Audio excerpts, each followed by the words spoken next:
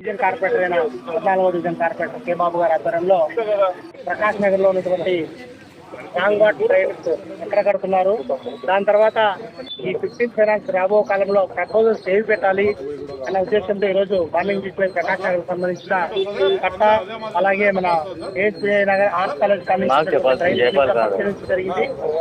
హరిదా నగర్, 4వ division, 13వ division, ఈ 12 division కార్పొరేట్లు అందరినీ కూడా మేము అప్పీల్ చేస్తున్నాము. ఎందుకంటే మనం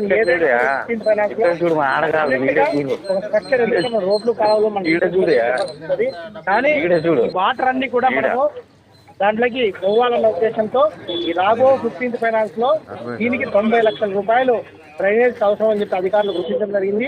ఈ కార్పొరేట్లు అందరితో కూడా కూర్చొని మాట్లాడి వాళ్ళందరూ ఒపీనియన్ తీసుకుని ఆ స్ట్రాంగ్ వాటర్ డ్రైన్స్ ను డైవర్ట్ చేసి మన పుట్లంపల్ల చెరువులో కలిపే విధంగా పక్కిరిపల్ల చెరువులో పుట్లంపల్ల చెరువులో అధికారులు ఐడెంటిఫై చేయమని చెప్తాము. ఆ రెండింటిలో ఏ సోర్స్ ఉంటే ఆ సోర్స్ లో చేసే విధంగా దాని ప్రపోజల్స్ తయారు చేయమని చెప్పడం జరిగింది.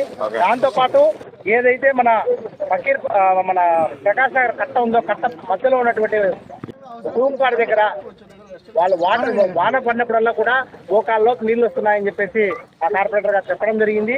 దాన్ని ఇమీడియట్ గా అధికారులతో రేపు కన్సల్టెన్సీ ఒకటి వస్తుంది. ఏదంటే నెక్స్ట్ ఫేజ్ లో స్ట్రాంగ్ వాటర్ డ్రైన్స్ ఏమేమి పెట్టాలన్న ఉద్దేశంతో దానికి ఫస్ట్ విడతలో దానికి ఫస్ట్ ఇప్పుడు టెంపరీగా గ్రావెల్ ఫిల్ చేసి ఆ గుంతలు ఏమున్నాయో వాటన్నిటికి గుంతలు ఫిల్ చేసి దానికి ఒక డ్రైనేజ్ మళ్ళీ స్ట్రాంగ్ వాటర్ డ్రైన్ లో ఈ 69 కోట్ల లేదు కాబట్టి ఇప్పుడు కొత్తగా ప్రపోజల్స్ స్ట్రాంగ్ వాటర్ డ్రైన్స్ లో ఆ డ్రైన్ ప్రపోజల్ తీసుకుని మన అక్కడ మసీద్ దగ్గర ఉన్న తూమును వెరిఫై చేసి ఆ తూములో నుంచి మన పక్కిరిపల్లెక లేకపోతే పుట్లంపల్లెక పోయేదానికి వెరిఫై చేయమని చెప్పేసి అధికారులకు సూచించడం జరిగింది.